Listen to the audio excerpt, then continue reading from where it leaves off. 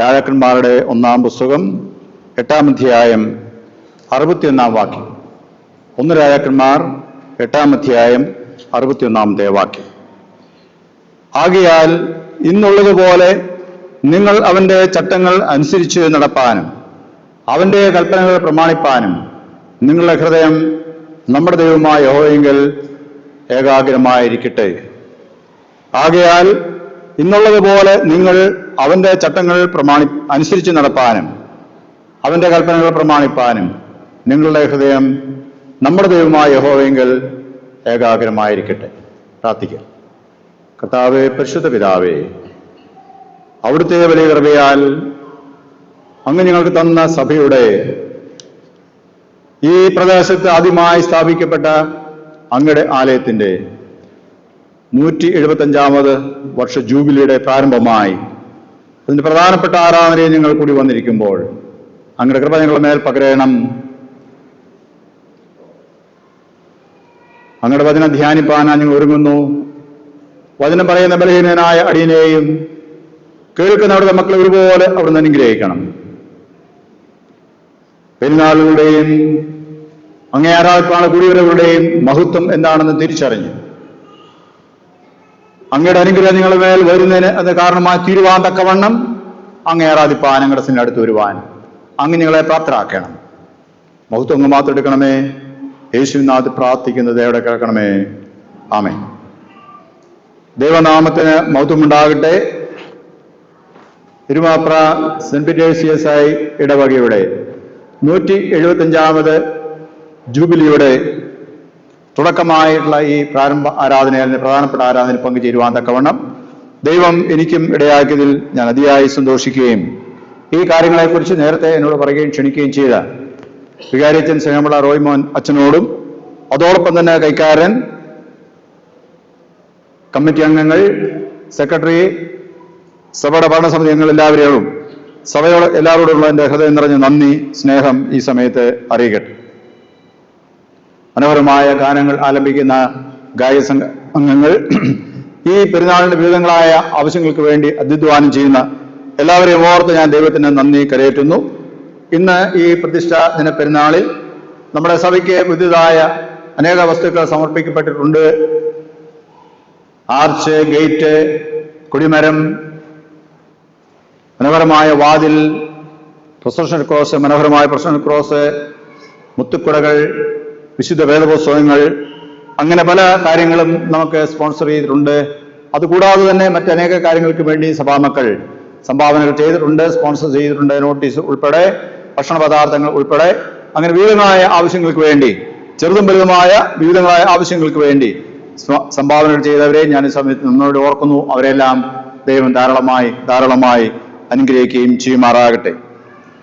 അഭിനന്ദ തിരുമേനി നമുക്ക് കഴിഞ്ഞ കാലങ്ങളിൽ വളരെ ശക്തമായ നേതൃത്വം നമ്മുടെ മഹാടയ്ക്ക് നൽകി ഇപ്പോഴും നമ്മുടെ ഏത് കാര്യങ്ങൾക്കും എപ്പോഴും നമ്മോട് കൂടെ നിന്ന് ശുശ്രൂഷകളിലും എല്ലാ പ്രവർത്തനങ്ങൾക്കും എല്ലാവിധമായ പ്രോത്സാഹനങ്ങളും നൽകുന്ന അഭിനന്ദ ദാനിയേൽ തിരുമേനി, അത്രയും പ്രിയപ്പെട്ട ബെറ്റി കൊച്ചമ്മ, അവരെ രണ്ടുപേരെയും ഞാൻ ഓർത്ത് ദൈവത്തിന് നന്ദി കരയേറ്റുന്നു.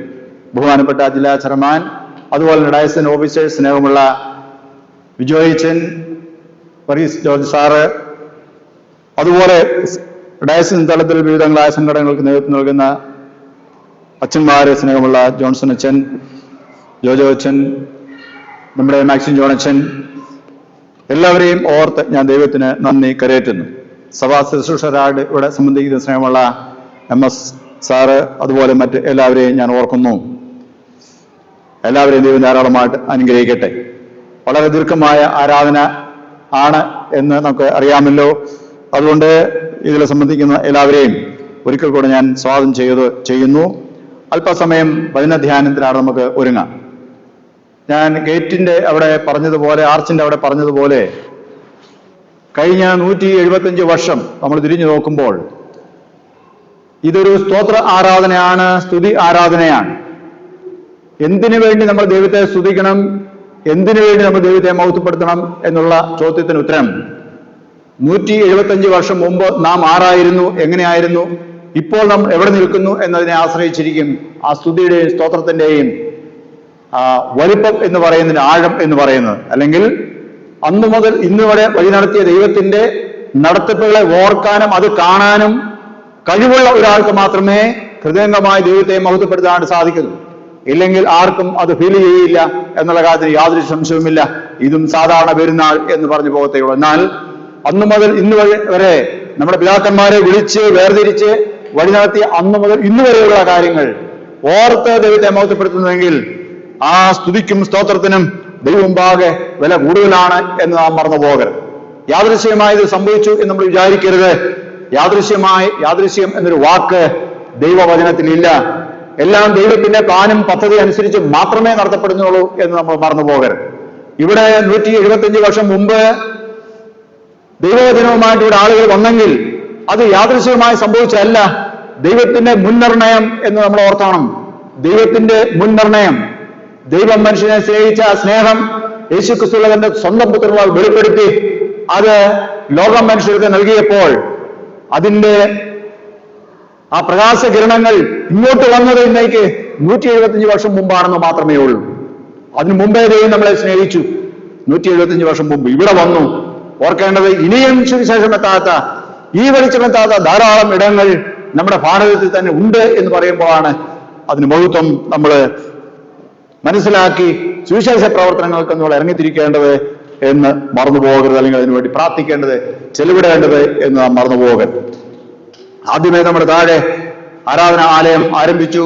അതിനുശേഷം ഇവിടെ വന്ന് ആരാധന തുടങ്ങി. അതിനുശേഷം ഇവിടെ സ്ഥിരമായിട്ടുള്ളൊരു ആരാധന ആലയം നമുക്കുണ്ടായി.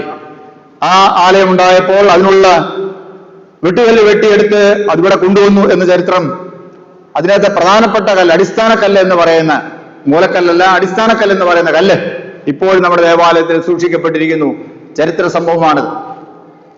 അന്ന് അതിൽ ആലേഖനം ചെയ്ത് സൂക്ഷിച്ചിരുന്ന വസ്തുക്കൾ തെളിവാണ്. ഇതിനു മുമ്പ് ഇന്നേക്ക് 175 വർഷം മുമ്പ് ഇങ്ങനെയൊരു സംഭവം ഉണ്ടായി.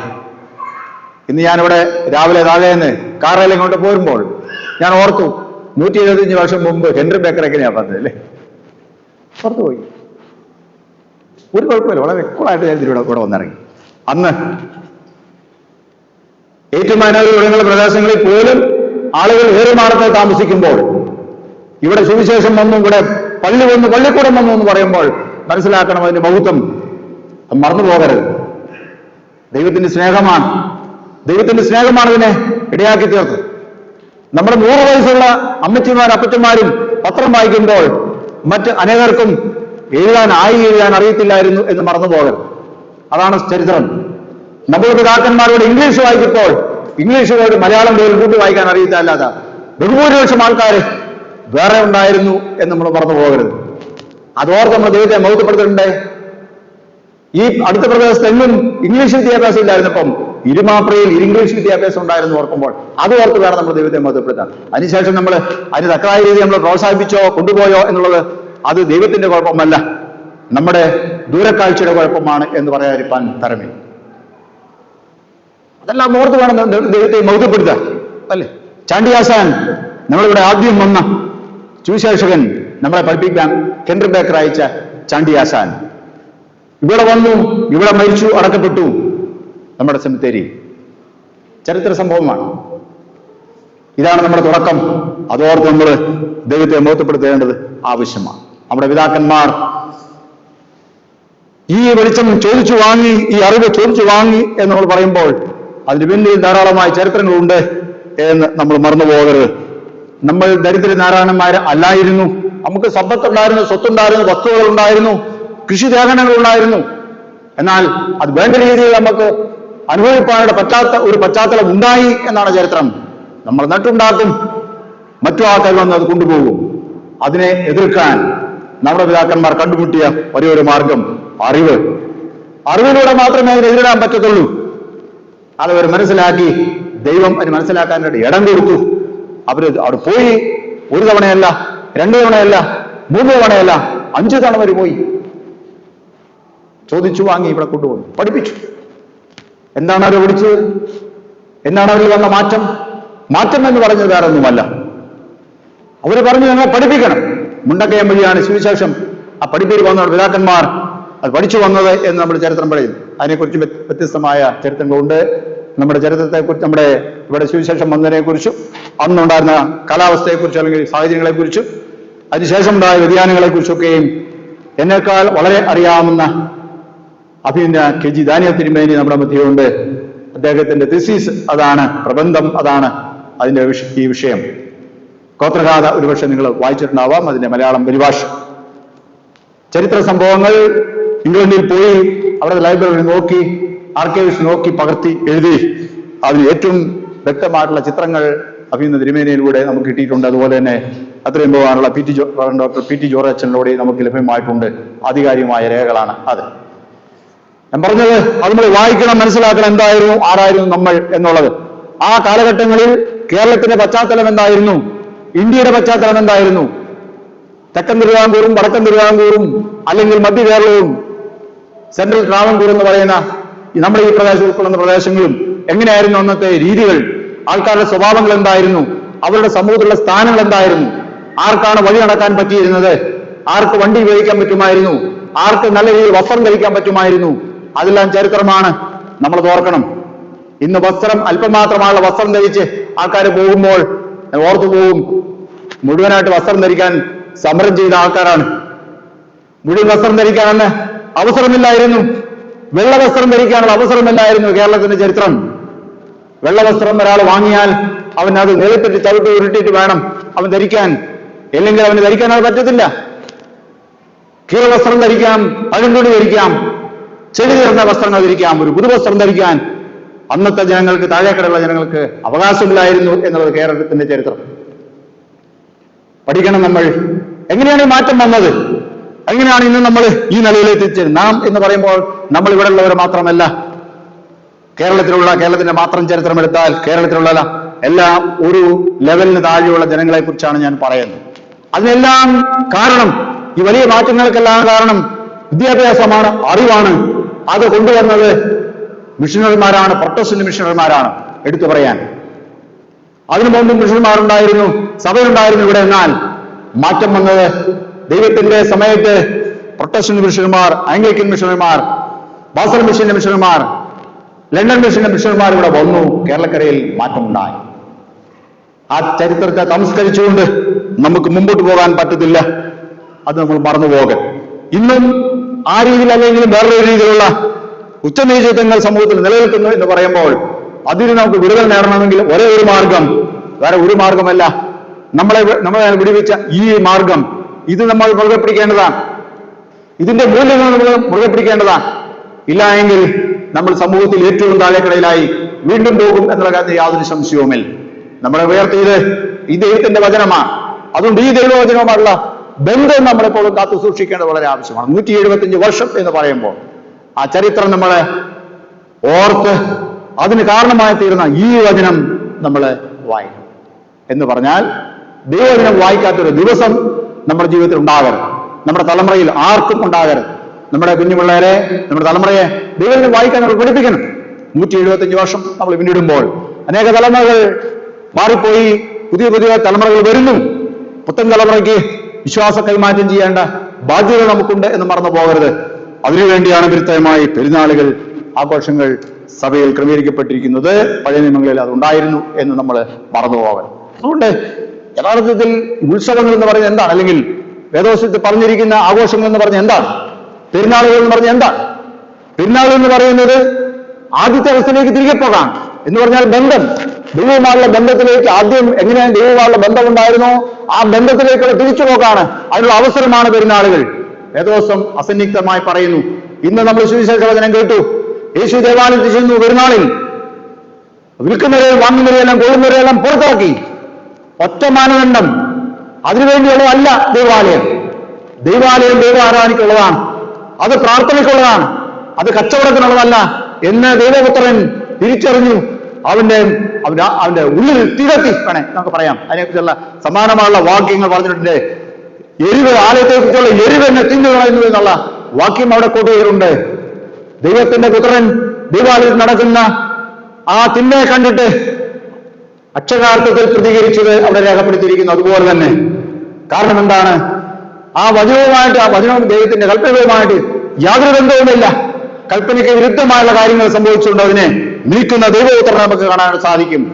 ഓരോ പെരുന്നാളുകളിലും ഓരോ ഉത്സവങ്ങളിലും ഓരോ ജൂബിലികളിലും നമ്മൾ ചിന്തിക്കേണ്ടത് ഈ വചനവുമായിട്ട് നമ്മൾ എപ്രകാരം യോജിച്ചു പോകുന്നു എന്നുള്ളതാണ്. വചനത്തോട് എത്രമാത്രം നമ്മൾ അതിനോട് നമ്മൾ കുറുപുലർത്തുന്ന നിലയിൽ അതിനോട് നമ്മൾ താതാത്മ്യം പ്രാപിച്ചിരിക്കുന്നു എന്നുള്ളതാണ്. അത് ഓർത്ത് വീഴ്ചകൾ വന്നു പോയിട്ടുണ്ടെങ്കിൽ അതിനെതിരെ നിൽക്കാൻ അതെല്ലാം ഏറ്റുപറഞ്ഞുകൊണ്ട് തിരികെ പോകാനുള്ള, സന്തോഷത്തോടെ തിരികെ പോകാനുള്ള അവസരമാണ് പെരുന്നാൾ അല്ലെങ്കിൽ ജൂബിലി എന്ന് പറയുന്നു. ഇന്ന് നമ്മൾ വായിച്ച പഴയ നിയമ വേദഭാഗത്തിൽ അതിൻ്റെ അകത്ത് രേഖപ്പെടുത്തിയിരിക്കുന്ന എന്താണ്? സലോമോൻ രാജാവ് ദേവാലയം പ്രതിഷ്ഠിച്ചപ്പോൾ ആ പ്രതിഷ്ഠയിൽ സലോമോൻ രാജാവ് കഴിച്ച പ്രാർത്ഥനയാണ്. ആ പ്രാർത്ഥനാ ഭാഗമാണ്, അതിന്റെ കുറെ ഭാഗങ്ങളാണ് നമ്മൾ വായിച്ചത്. അവിടുത്തെ പറഞ്ഞിരിക്കുന്ന ചുരുക്ക പ്രകാരമാണ്: ദേവാലയത്തിൽ ദൈവ ആരാധനയ്ക്ക് വേണ്ടി ഈ സ്ഥലം വേർതിരിച്ചപ്പെട്ടിരിക്കുന്ന ദൈവമേ, അങ്ങനെ ദൈവമേ സാന്നിധ്യം ഇവിടെ ഉണ്ടായിരിക്കണം. ഒരു മനുഷ്യൻ വന്ന് അങ്ങയുടെ നാമത്തിൽ വിശ്വസിച്ചുകൊണ്ട് പ്രാർത്ഥിച്ചാൽ ദൈവമേ അവന്റെ പ്രാർത്ഥന കേൾക്കണം, കേട്ട് ക്ഷമിക്കണം എന്ന് പറഞ്ഞിരിക്കുന്നു. എന്തെല്ലാം രീതിയിൽ അവൻ അകന്നു പോയിട്ടുണ്ടോ, ആരെല്ലാം വ്യക്തികളവിടെ വരുന്നു, അവിടെ എല്ലാം പ്രാർത്ഥന കേൾക്കണമെന്ന് ശലോമോൻ പ്രതിഷ്ഠാദിനത്തിൽ പ്രാർത്ഥിച്ചു.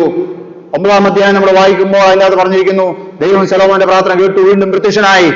എന്റെ കണ്ണും എന്റെ ഹൃദയവും എന്റെ ദൃഷ്ടിയും എന്റെ ഹൃദയവും ഇവിടെ ഇരിക്കും എന്ന് പറഞ്ഞ് ശലോമോന്റെ പ്രാർത്ഥനയ്ക്ക് മറുപടി നൽകുന്നത് കാണുവാൻ സാധിക്കും. ദൈവാലയത്തിൽ വരുമ്പോൾ നമ്മൾ ഓർക്കേണ്ടത്, ദൈവ ആരാധനയ്ക്ക് വേണ്ടി വേർതിരിക്കപ്പെട്ട സ്ഥലത്ത് ദൈവത്തിന്റെ ദിവ്യമായ സാന്നിധ്യം ഉണ്ട്. എത്ര പേർ അങ്ങനെ വിശ്വസിച്ച് കടന്നു വരും? എത്ര പേര് വിശ്വസിച്ച് കടന്നു വരും? ഇവിടെ ദൈവത്തിന്റെ സാന്നിധ്യം വേണമെന്ന് പറഞ്ഞ് എത്ര പേരാണ് വിശ്വസിച്ച് കടന്നു വരുന്നത്? ഞാൻ പറഞ്ഞു, ദൈവാലയത്തിന് ചേരാത്ത കാര്യങ്ങൾ ദൈവാലയത്തിൽ നടന്നപ്പോൾ യേശു അതിന് പ്രതികരിച്ചു എന്ന് പറഞ്ഞു. അല്ലേ? ഓരോ പെരുന്നാളും ദൈവത്തിനോട് നമ്മൾ എന്തുമാത്രം അകന്നു പോയിരിക്കുന്നത് തിരിച്ചറിഞ്ഞ് അകന്നു പോക്കുകളെ ഏറ്റുപറഞ്ഞ്, പാവം ഏറ്റുപറഞ്ഞ്, വീഴ്ചകൾ ഏറ്റുപറഞ്ഞ് വീണ്ടും ദൈവമുള്ള അടുത്തു ചെല്ലുന്ന അവസരമാണ്. അപ്പോഴാണ് നമുക്ക് സമാധാനമുണ്ടാകുന്നത്, സന്തോഷമുണ്ടാകുന്നത് എന്ന് നാം മറന്നു പോകരുത്.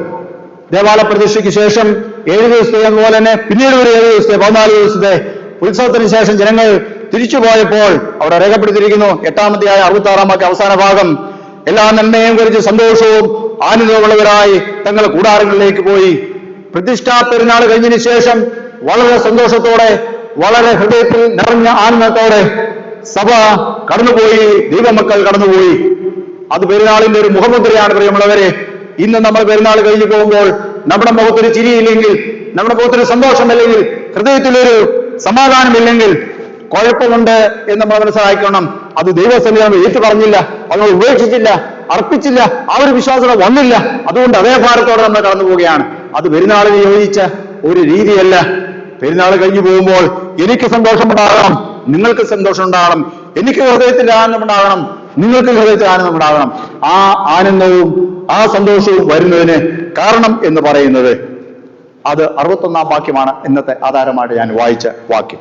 ആകയാൽ ഇന്നുള്ളതുപോലെ നിങ്ങൾ അവന്റെ ചട്ടങ്ങൾ അനുസരിച്ച് നടപ്പാൻ, അവന്റെ കൽപ്പന പ്രമാണിപ്പാനും നിങ്ങളുടെ ഹൃദയം നമ്മുടെ ദൈവമായ യഹോവയെങ്കിൽ ഏകാഗ്രമായിരിക്കട്ടെ. ശലോമോന്റെ പ്രാർത്ഥനയാണ്.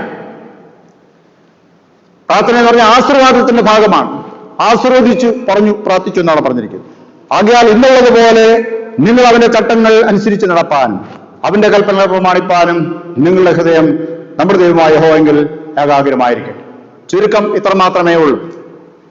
ദൈവത്തിന്റെ വചനങ്ങൾക്കും കൽപ്പനകൾക്കും അനുസരിച്ച് ദൈവമക്കൾ എന്ത് ചെയ്യണം? സഞ്ചരിക്കണം എന്നുള്ളത് മാത്രം. ദൈവത്തിന്റെ കൽപ്പനകൾ അനുസരിച്ച് ദൈവമക്കൾ സഞ്ചരിക്കണം.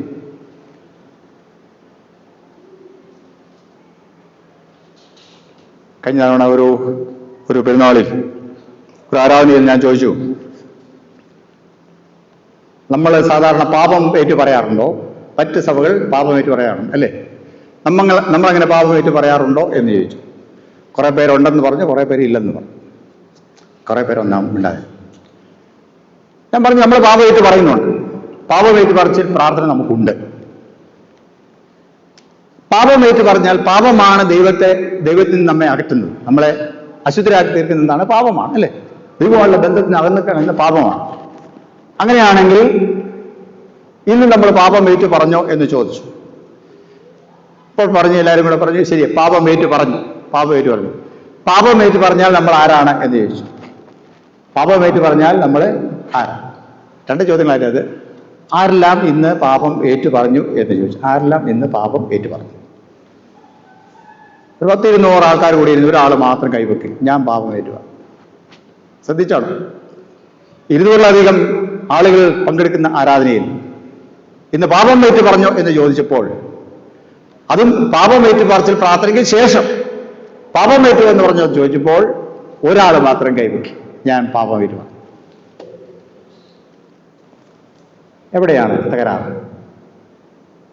പാപമേറ്റ് പറയാതെ എന്ത് ചെയ്യുന്നു? ആരാധനയിൽ വരുന്നു. പാപമേറ്റ് പറയാതെ എന്ത് ചെയ്യുന്നു? വിശുദ്ധ സംസർഗത്തിൽ പങ്കുകൊള്ളുന്നു. ശരിയാണ്. ചിന്തിക്കണം. മറ്റനേക കാര്യങ്ങളെക്കുറിച്ച് നമുക്ക് പല കാര്യങ്ങൾ പറയാനും എഴുതാനും സാധിക്കും. ചിന്തിക്കണം.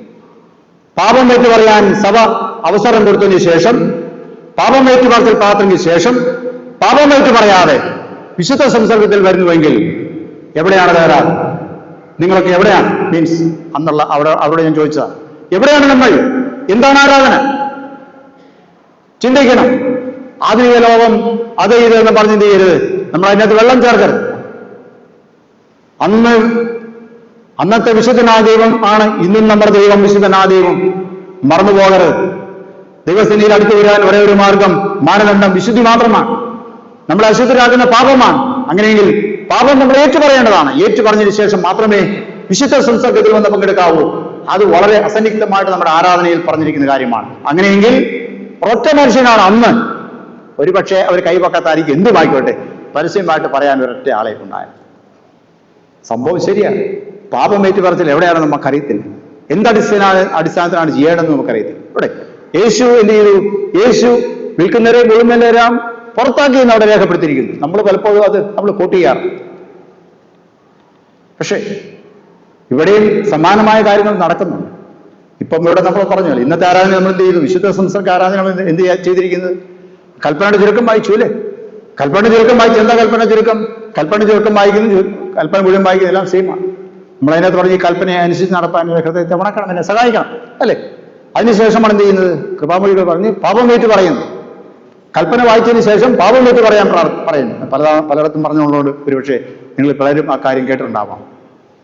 കൽപ്പന വായിച്ചതിന് ശേഷം വിശ്വാസ സമൂഹത്തോട് പറയാണ്, സഭാമക്കളോട് പറയാണ്, പാപമേറ്റ് പറയുകയും. ഏതാ കൽപ്പന? 1, 2, 3, 10 വരെയുള്ള കൽപ്പനകൾ. കൽപ്പന വായിക്കപ്പെട്ടു, അതിന് ചുരുക്കം വായിക്കപ്പെട്ടു, ശേഷം പറയാണ്, ആരാധകൻ പറയാണ്, ശുശ്രൂഷകൻ പറയാണ്, നിങ്ങളുടെ പാപങ്ങളെ ഏറ്റുപറയും. ആരെങ്കിലും അത് ശ്രദ്ധിക്കുന്നുണ്ടോ? എന്താ പാപം? ഒന്ന്, ഞാനല്ല അന്യ ദൈവങ്ങൾ ഉണ്ടാകരുത്. നമ്മൾ വേറെ ദൈവത്തിന്റെ അടുത്ത് തലമണങ്ങിയിട്ടുണ്ടെങ്കിൽ എന്ത് ചെയ്യണം? ഏറ്റുപറയണം അന്നേരം തന്നെ. അതാണ് അതിന്റെ അർത്ഥം. ദൈവമേ ക്ഷമിക്കണം. അവിടെ എവിടെയും കാഴ്ച കൊടുത്തത്, അവിടെ എവിടെയും പോയി നമസ്കരിച്ച് ദൈവമേ ക്ഷമിക്കണം. അതാണ് അതിന്റെ അർത്ഥം. വിഗ്രഹങ്ങളെ ഉണ്ടാക്കരുത്. ഏതെങ്കിലും വിഗ്രഹം നമ്മൾ അവിടെ വന്നിക്കുകയോ പോയി നിൽക്കുകയോ ചെയ്തിട്ടുണ്ടെങ്കിൽ ദൈവമേ തെറ്റായിപ്പോയി എന്ന് പറയാനുള്ള അവസരം. അപ്പനെ ബഹുമാനിക്കുക. വീട്ടിൽ പ്രായമുള്ളവരോട്, അപ്പനെ മാതാപിതാക്കന്മാരോട് വഴക്കുണ്ടാക്കിയിട്ട് അവർ പറഞ്ഞാൽ അനുസരിക്കാതിരുന്നിട്ട് അവർക്ക് അടിയും കൊടുത്തിട്ട് അല്ലെങ്കിൽ അവരെ വിഷമിപ്പിച്ചിട്ട് ഇവിടെ വരുമ്പോൾ കൽപ്പന പറയാണ്, അപ്പനെയും ബഹുമാനിക്കണം. ആ മനുഷ്യൻ എന്ത് ചെയ്യണം? അവിടെ തന്നെ മുട്ട നിൽക്കണം, പ്രാർത്ഥിക്കണം, ദൈവമേ ഈ കൽപ്പന അനുസരിപ്പാൻ സാധിച്ചില്ലല്ലോ, വീഴ്ച വന്നല്ലോ, ക്ഷമിക്കണം ദൈവമേ എന്ന് പറയണം. എല്ലാ കൽപ്പനയിലേക്ക് ആൾക്കാർ കാണത്തില്ല. എന്നാൽ കൽപ്പനയുടെ ലംഘനം ഉണ്ട്. അത് പറഞ്ഞിട്ട് പറയാണ്, ഇതിൽ വീഴ്ചകൾ വന്നിട്ടുണ്ടെങ്കിൽ സഭാമക്കളെ നിങ്ങൾ അതേറ്റു പറവീൻ. നിങ്ങൾ വിശുദ്ധ ആരാധനയ്ക്ക് വേണ്ടി വന്നിരിക്കുകയാണ്, അതേറ്റു പറവീൻ. ഏറ്റുപറഞ്ഞ് പുതിയ ആൾക്കാരായി തീരുകയാണ്. പാപം ഏറ്റു പറഞ്ഞാൽ പിന്നെ നമ്മളാരാ? പാപം നമ്മളെ അശുദ്ധരാക്കി. പാപം ഏറ്റു പറഞ്ഞാൽ പിന്നെ നമ്മളാരാ? എല്ലാവരും ഇവിടെ തന്നെ ഉണ്ടല്ലോ അല്ലേ?